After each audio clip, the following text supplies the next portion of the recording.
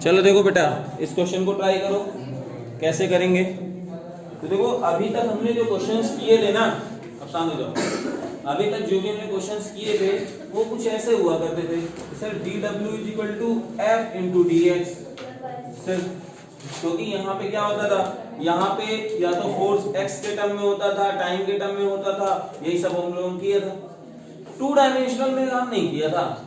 अभी तक देखो यहाँ पे अभी तक फोर्स कैसे होते थे, a प्लस बी एक्स आई या a प्लस बी एक्स और dx डिस्प्लेसमेंट दे देते थे। यहाँ पे कुछ अलग ही केस है, फोर्स देखो x और y दोनों में वेरिएबल है। अच्छा, वेरिएबल फोर्स क्यों है, क्योंकि देखो ऑब्वियस सी बात है, जब कोऑर्डिनेट से कोऑर्डिनेट चेंज होगा तो ये देखो x, ये फोर्स की वैल्यू भी उस इंस्टेंट में चेंज होगी, y की वैल्यू भी उस इंस्टेंट में चेंज हो रही होगी, है ना। तो इस केस में कैसे करेंगे, तो यहाँ पे हम लोग लिखेंगे dw is equal to f into dr, क्योंकि अब हमें किसके टर्म्स में दिया हुआ है, पोजीशन वेक्टर के टर्म्स में दिया हुआ है, हमें ना ही x एक्सिस के टर्म में दिया है और ना ही y एक्सिस के टर्म में दिया हुआ है। तो जब यहाँ पे dr दिया हुआ तो हम लोग पता है क्या करेंगे, f की वैल्यू को रखेंगे 6xi 2yj और dr की जगह पे हम लोग लिख सकते हैं dxi प्लस dyj।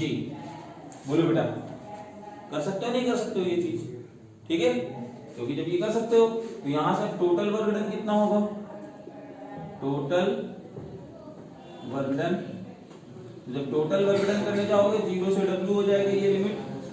अब यहाँ पे जरा ध्यान से सुनना बेटा, पहले तो हम लोग एक काम ये करते हैं, i वाले को i के साथ करेंगे तो ये कितना हो जाएगा 6i इंटू dx, 2i का y के साथ ही जाएगा क्योंकि इसका मल्टीप्लाई तो 0 हो जाएगा ना, तो 2i इंटू dy।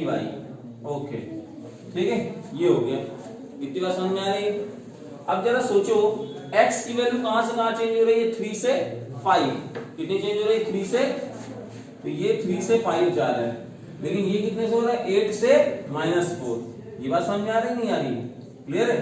तो बस यहाँ पे हम लोग करेंगे तो w कितना हो जाएगा 6x² डिवाइडेड बाई 2, लिमिट कितनी 3 से 5 प्लस 2y,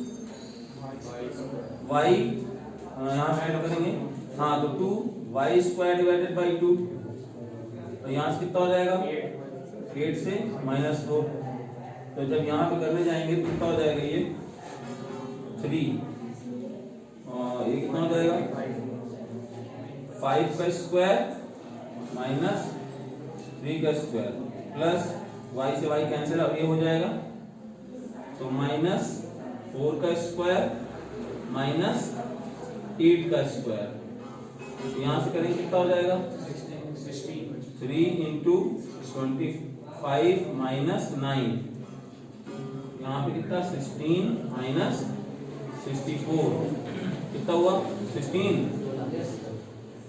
यहाँ से कितना आ रहा है -48, कितना हुआ, बोलो बात समझ में नहीं है, बोलो क्लियर हुआ नहीं हुआ। इसमें कितने लोगों को भी समझ में नहीं आया। देखो हमें क्वेश्चन आए ना आए उससे ज्यादा इंपॉर्टेंट है कि हमने इसको सीख लिया या नहीं सीख लिया, नहीं आया अभी तक के क्वेश्चंस कैसे करते थे, अभी तक के क्वेश्चंस करते थे सर फोर्स जो है वो 3x² माइनस 5x से लग रहा है, और वर्क डन क्या होता था dw equal to f into dx, तो हमारे लिए तो बहुत आसान हो गया था ना कि x का टर्म और dx साथ में इंटीग्रेशन करना आसान, वर्क डन तुरंत, बोलो बात समझ आ रही ना।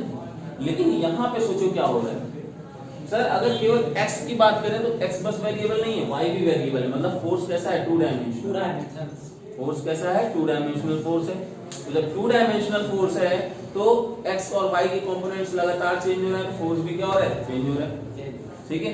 तो अब टोटल वर्क डन कैसे निकालेंगे, तो यहाँ पे अब देखो पोजीशन वेक्टर r1 से पोजीशन वेक्टर r2 चला गया, तो यहाँ पे x एक्सिस या y एक्सिस चेंज नहीं हो रहा है, कि दोनों ही अलग अलग चेंज हो रहे हैं, तो उसको हम लोग dr वेक्टर लिख सकते हैं। कैसे, सबको पता है ना, ये जैसे पोजीशन वेक्टर ये r था, ये r वेक्टर है पोजीशन वेक्टर, तो इसको ये देखो xi yj, तभी तो r को लिखते हैं, बोलो बेटा, है ना। तो टाइम के साथ साथ ये भी चेंज हो रहा है, ये भी चेंज हो रहा है, ये भी चेंज हो रहा है, तो we can write that dr into this, ठीक है। और जैसे करेंगे तो आई वाला यहाँ पर कुछ रिजल्ट देगा, और आई और इसका मल्टीप्लाई कर दोगे जे का तो ये तो 0 दे देगा ना, ये चीज यहाँ पे भी है, नोट करो।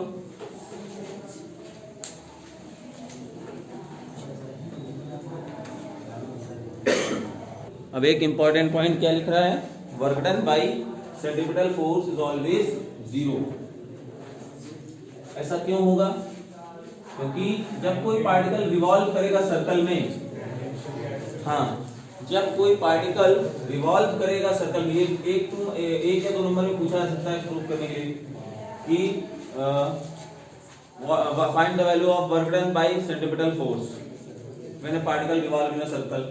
तो जब पार्टिकल सर्कल में रिवॉल्व करेगा तो ये श्योर है कि कोई ना कोई फोर्स सेंटर की तरफ जरूर लग रहा होगा, क्योंकि आपने पढ़ाया है इसमें सर्कुलर मोशन में।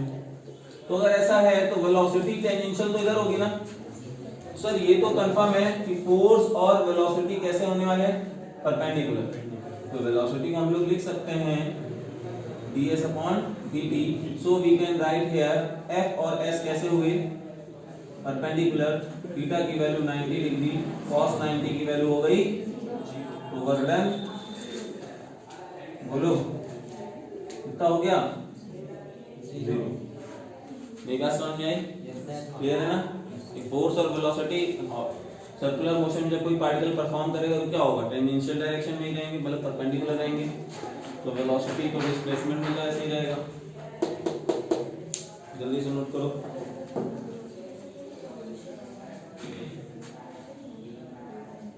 तो लिखिए work done by conservative and non conservative forces, work done by conservative and non conservative forces,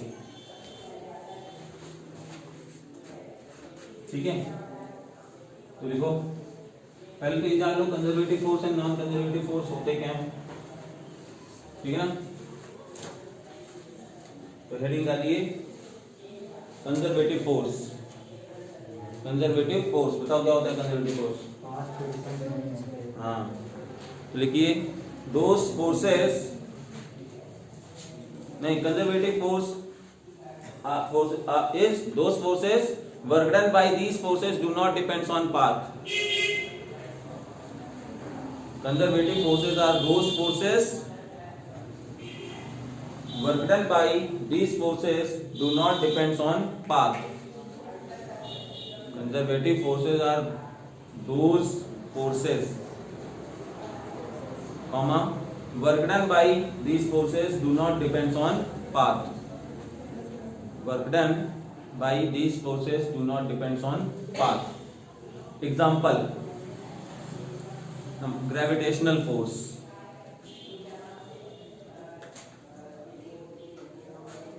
electric force, ठीक है ना।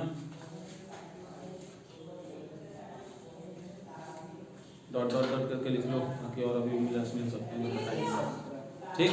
हाँ ये हुआ। और नॉन कंजर्वेटिव क्या होते हैं, हाँ लिख लो work done by these forces depends on path known as non conservative forces. Example friction, example friction, ठीक है ठीक। आगे बात समझ में, ठीक है। एक तो ये हुआ। अब क्वेश्चन है show that work done by gravitational force do not depends on path. Show that work done by gravitational force do not depends on path. हमें ये शो करना है कि वर्क जो ग्रेविटेशनल फोर्स के थ्रू जो वर्क डन होगा वो पाथ में डिपेंड नहीं करेगा, ठीक है ओके। तो सिंपल सी बात है, कैसे शो करते हैं देखो। जैसे एक हाइट में, सर्टेन हाइट में तुम्हारे पास कोई ऑब्जेक्ट था जिसका मास स्मॉल m था, तो बेटा mg की तरह नीचे लग रहा है। अगर मैं बॉल को रिलीज कर दूं, छोड़ दूं, तो धड़ाम से सीधे देखो ऐसे गिर रहा है। तो इस पाथ से उसका वर्क डन कितना होगा सबको पता है सर, w जो होगा फोर्स इनटू डिस्प्लेसमेंट होता है, तो वर्क डन कितना हो जाएगा mgs हो जाएगा। क्योंकि mg bc डायरेक्शन में, डिस्प्लेसमेंट bc डायरेक्शन में, force into displacement cos theta, यहां से ये पूरा आ जाएगा। क्लियर है?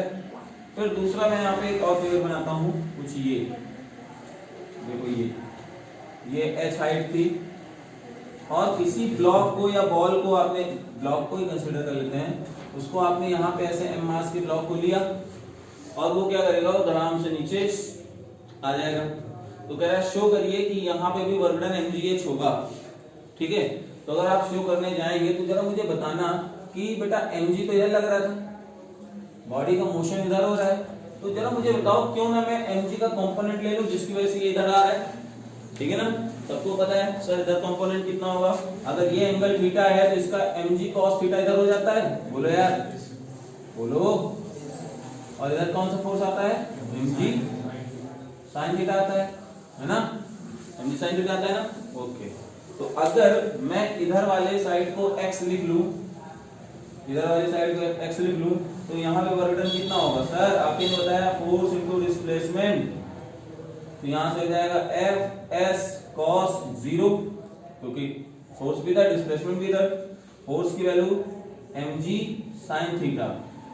अब डिस्प्लेसमेंट लिखना है, हमें x पता है थीटा पता है, तो हम लोग फिगर से जा सकते हैं ना कि sin theta is equal to क्या होगा, परपेंडिकुलर अपॉन, बोलो यार, sin theta is equal to perpendicular upon hypotenuse is equal to h upon, बोलो यार, हुआ नहीं हुआ, ये कितना हो जाएगा h अपॉन sin थीटा। पहले इसको x लिख लें इनटू x, कितना हो जाएगा mg sin theta into h upon sin theta, कितना हो गया mg। देखो W2 भी हमारे लिए कितना आया, चाहे आप ऐसे लेके आते चाहे ऐसे लेके आओ, कोई फर्क नहीं पड़ता। ठीक है, नेक्स्ट एक और कर देते हैं, जैसे यहां से स्टेयर्स के थ्रू कोई बॉल आ रहा है, इसके थ्रू, स्टेयर्स के थ्रू। ठीक है, तो जैसे कैसे स्टेयर्स के थ्रू, ध्यान सुनना, x1 sorry h1 x1, h2 x2, h3 x3, h4 x4, h5 x5, h6। देखो जमीन पे आ गई बॉल, है ना। तो जरा दो जगह पे हम लोग बॉल को ऑब्जर्व करते हैं। एक बार यहाँ ऑब्जर्व किया mg, इस पार्ट में देखो वर्क डन कितना होने वाला है, देखो यहाँ पे होने वाला है mg h1, बोलो क्यों, क्योंकि डिस्प्लेसमेंट कितना हो रहा है, h इधर हो रहा है, mg भी इधर ही लग रहा है। लेकिन जब बॉल यहाँ पे आएगा तो mg नीचे लग रहा था, लेकिन डिस्प्लेसमेंट किधर है, तो यानी इस दरमियान वर्क डन कितना हो गया, 0 1 ही हो। फिर वर्क डन कितना, mgh2, फिर वर्क डन, फिर कितना, फिर कितना, फिर इस तरह से जब हम लोग करने जाएंगे तो क्या देखेंगे कि सर mg अगर आप कॉमन ले लेते हो h1 h2 dot dot dot h6, तो ये पूरा समेशन जो हाइट का है यही तो h है, बोलो वर्क डन कितना हो गया। यानी ग्रेविटेशनल फोर्स के थ्रू क्या वर्क डन पाथ पे डिपेंड कर रहा है, चाहे वो ऐसे आ जाए, चाहे सीढ़ियों के थ्रू आ जाए, और चाहे एकदम स्ट्रेट गिर जाए, और चाहे सर्कुलर पाथ बनाते हुए अगर आ जाए। सपोज यहाँ से सीढ़ियां, मतलब होता नहीं है स्लाइड वाला झूला, आप बैठे और ऐसे चले आए, तो यहाँ पे भी वर्क डन कितना होगा, आया नहीं है, तो क्या आप शो कर सकते हैं ना ऐसे, इसको बना के लिख लो। ये 0 क्यों हो रहा है यहाँ पे, ये चीज देखो मैंने बोला है इधर एंगल यहाँ पे कितना है 90 डिग्री बना दिया, डिस्प्लेसमेंट इधर फोर्स इधर, इसीलिए ये 0। तो जितने भी हॉरिजॉन्टल डिस्प्लेसमेंट है सब में वर्क डन कितना हो गया था, 0 वर्क डन दे रहा है। नोट करिए जल्दी से। नेक्स्ट क्वेश्चन बेटा लिखते हैं। अब क्वेश्चन लिखते हैं अपने कॉन्सेप्ट पे। देखिए एक क्वेश्चन लिखो, नहीं ना, क्वेश्चन लिखो, block of mass 10 kg, block of mass 10 kg is slowly slide up, a block of mass 10 kg slowly slide up on a smooth incline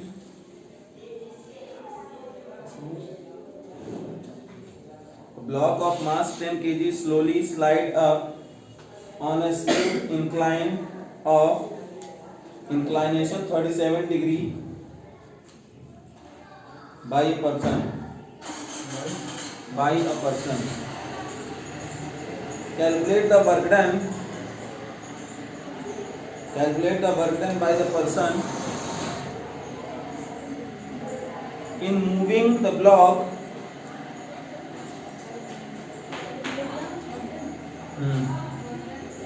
calculate the work done by the person in moving the block through a distance of 2 meter, comma. If the driving force is applied,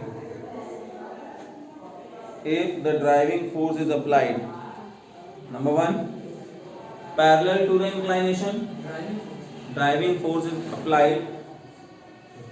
Number 1, parallel to the incline. Number 2, in the horizontal direction.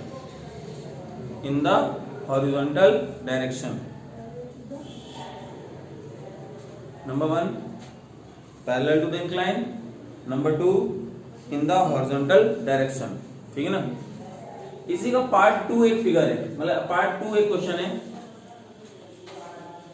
और what will be the change in answers, या सीधे सीधे कह सकते हो what will be the answers if coefficient of friction between block and bed is given 0.2. Coefficient of friction between block and bed is given 0.2. ठीक है, अब मैं आपको फिगर समझाता हूं कि अगर इसमें कहा क्या गया है. ठीक है, कह रहे हैं कि एक इंक्लाइन प्लेन है, इसका एंगल 37 डिग्री दिया हुआ है. एक ब्लॉक है बेटा, ध्यान सुनिए, ये ब्लॉक है स्मॉल m, जो कि कितने का है, 10 kg का है. तो 10 kg का है तो इसका 10 kg तो नीचे 10g नीचे लगेगा. 10g cos 37 इधर लगा, नॉर्मल इधर लगा. और सुनिए इधर के कह रहे हैं कि एक बार, और ये डिस्टेंस कितनी की है, ये वाली डिस्टेंस है वो कितनी है, 2 मीटर है ना. कह रहे हैं कि अगर फोर्स को आप इधर से धक्का देते हुए जा रहे हैं तो कह रहा है कितना वर्क डन करा है एक्सटर्नल एजेंट. बात समझ में आ रही नहीं आ रही? क्वेश्चन समझ में आया? क्वेश्चन में क्या बोला गया, एक ब्लॉक था, अगर ऐसे छोड़ देते तो ब्लॉक तो आराम से नीचे गिर जाता. आप आए, बाहुबली बन के ब्लॉक को रोका और धीरे धीरे धक्का देते देते कहां पहुंच दिया, ऊपर पहुंचा दिया. कितना मूव करा दिए, 2 मीटर मूव करा. तो अब यहाँ पे कितना वर्क डन हुआ एक्सटर्नल एजेंट का ये बताना. बोलो बात समझ में आई कि नहीं है? क्लियर है? ओके. तो अगर ये बात क्लियर है तो कितने लोग इसको ट्राई कर सकते हैं, थोड़ा ट्राई करिए, तो हम बात करते हैं आगे. देखो जैसे इसको हम लोग करने जा रहे हैं, कैसे करेंगे सर, फोर्स इधर लग रहा है तो कितना फोर्स लगाना चाहिए ताकि ब्लॉक का डिस्प्लेसमेंट हो जाए. तो कहोगे सर जितना डाउनवर्ड डायरेक्शन में फोर्स लग रहा है कम से कम उतना. तो कितना लग रहा है sir, 10g sin 37. To move block in upward direction, how much minimum force man should apply? 10g sin 37. बेटा बात समझ में आई नहीं? जरा खुद सोचो, अगर मैं यहाँ से 2 न्यूटन देता और वो तो नीचे दबा देता ना मुझे, तो हमें अगर उसको ऊपर लेके जाना है तो कम से कम कितना फोर्स देना पड़ेगा. तो यहाँ पे लिखेंगे minimum force applied by external agent should be equal to mg sin theta. यानी f की वैल्यू कितनी हो जाएगी, 10g sin 37, 10 v by 5 कितना हुआ, 60 न्यूटन। और सर फोर्स भी इधर ही, डिस्प्लेसमेंट भी उधर ही, तो फोर्स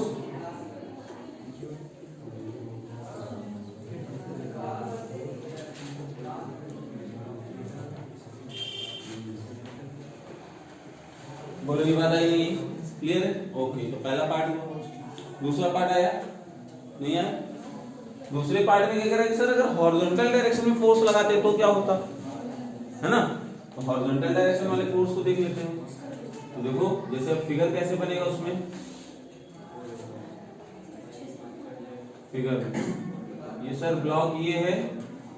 अब आप फोर्स इधर लगा रहे हैं सर, फोर्स में किधर लगा रहा हूं, इधर। और mg वाला कौन सा कंपोनेंट था सर, ये वाला mg वाला कंपोनेंट था mg sin 37, ठीक है। तो अब जरा ध्यान से सुनना बच्चे, कि जो f का कंपोनेंट है, f के दो कंपोनेंट होंगे, कौन कौन से सर, एक तो इस डायरेक्शन में और एक इस डायरेक्शन में, क्योंकि देखो हमेशा कंपोनेंट क्या होता है, परपेंडिकुलरली रिजॉल्व होता है। तो देखो ये फोर्स इधर जा रहा था ना, जिसका एक कंपोनेंट तो आया इधर और एक कंपोनेंट हुआ इधर। अगर ये एंगल थीटा है तो ये एंगल भी थीटा होगा, 90 माइनस थीटा। तो यहां से ये कितना हो गया, f sin थीटा, और इधर से ये कितना हो जाएगा, f cos थीटा। तो यहां पे लिखोगे सर f cos थीटा, यानी f cos 37 should be equal to mg sin 37। तो f इज इक्वल टू कितना हो जाएगा, mg sin 37 अपॉन cos 37। कितना हुआ, 10 into 10 into 10 37, 3/4, 3/4 हो जाएगा। यहाँ से कितना हुआ, 10 into 10 into 3/4, कितना हुआ ये 75 न्यूटन, है ना। अब प्रॉब्लम तो ये आएगी सर 75 ये है, लेकिन अब डिस्प्लेसमेंट तो हॉरिजॉन्टल लीजिए ना, ठीक है। W कितना हुआ, F इंटू S, तो S की वैल्यू क्या होगी, 2 cos 37 ना, 75 2 cos 37, 75 2 4/5, कितना हुआ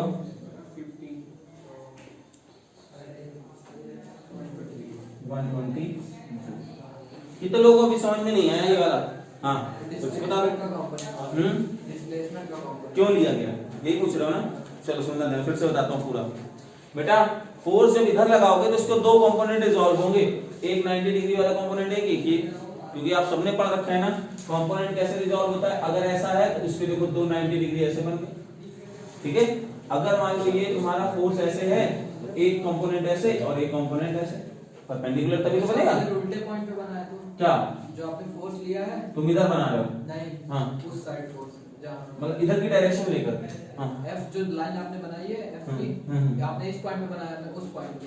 कौन सा पॉइंट तुमने बनाया, इधर जहां पे ऑब्जेक्ट्स कनेक्टेड है, यहाँ बनाए हो, और इधर यहाँ और इस पॉइंट पे क्या बनाया हो, अरे कंपोनेंट जो आपने कंपोनेंट बनाया हो, कोई दिक्कत नहीं है। जरा देखो आप डायरेक्शन तो फोर्स की ही है ना, डायरेक्शन यहाँ पे थी, ये देखो फोर्स है ना, और ये इधर आएगा फोर्स, तभी तो ये दोनों 90 डिग्री हैं। तुमने एकदम उल्टा कर दिया। तुमने क्या किया, एरो उल्टे क्यों होंगे कंपोनेंट से ज्यादा।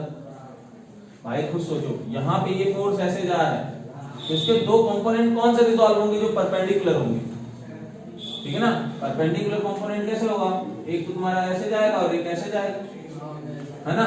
लेकिन तुम्हारा ऐसा इसलिए हो रहा है, तुमने चाहिए ऐसे कंपोनेंट बनाया, कंपोनेंट ऐसा नहीं बनेगा। कंपोनेंट इसलिए देखो यहाँ पे फोर्स ऐसे, फोर्स कितना लग रहा है यहाँ पे, है ना, क्योंकि अप्लाइड फोर्स है। अगर अवे फ्रॉम द फोर्स जाता, जैसे हम लोग यहाँ पे अवे कर रहे थे, इधर ही एरो इधर एरो, लेकिन अगर एरो हमारे अंदर हो रहे हैं तो इनके एरो भी क्या होंगे, अंदर होंगे।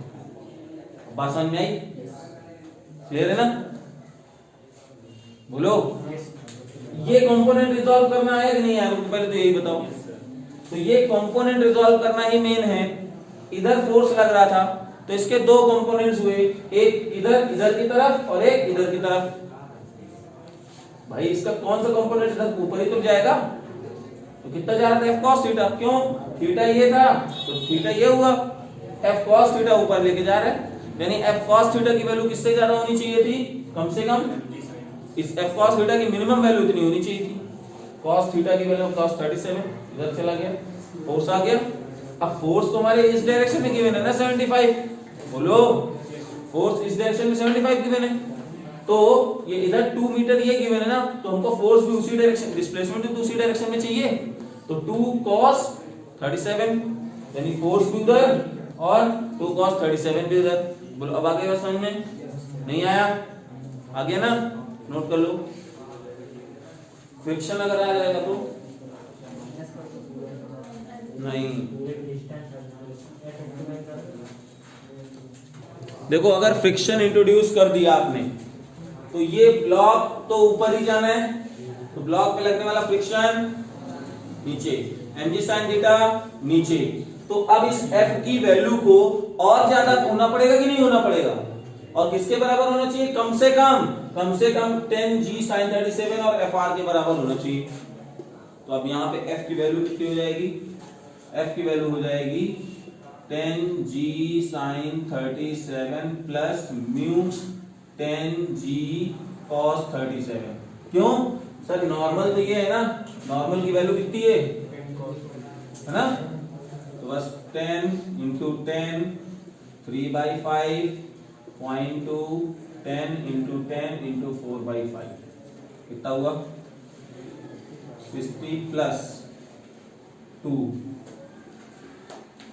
16 76 न्यूटन है ना, और वर्क डन कितना हो जाएगा F इंटू एस कितना हो जाएगा 76 इंटू 2,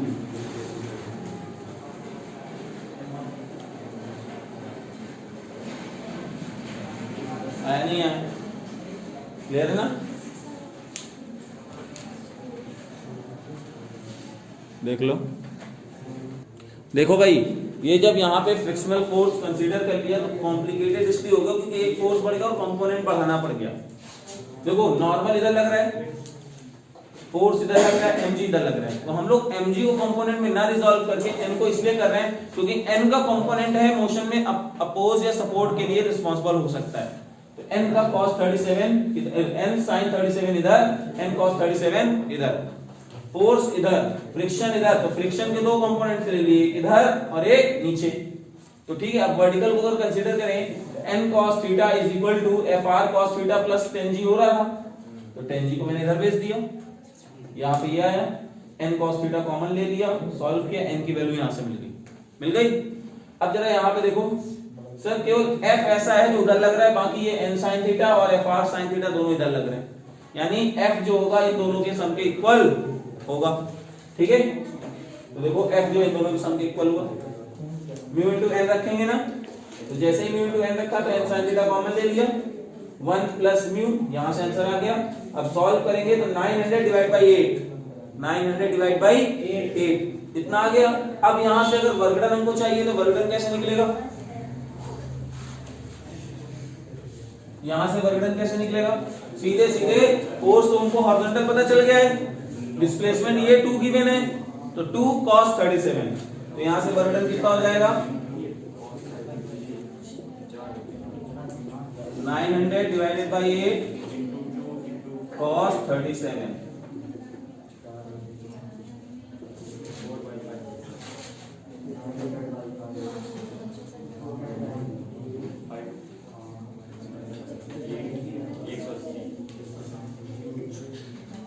क्लियर है ना, नोट कर लो। देखो अब हम लोग कल जो है वर्क डन में थोड़ा सा नया स्टेप आगे बढ़ेंगे, एनर्जी वाले कॉन्सेप्ट को पढ़ेंगे, कल से भी तुम्हें समझ में थोड़ा सा समझ में आएगा, ठीक है। तो इसलिए आज के इतना ही।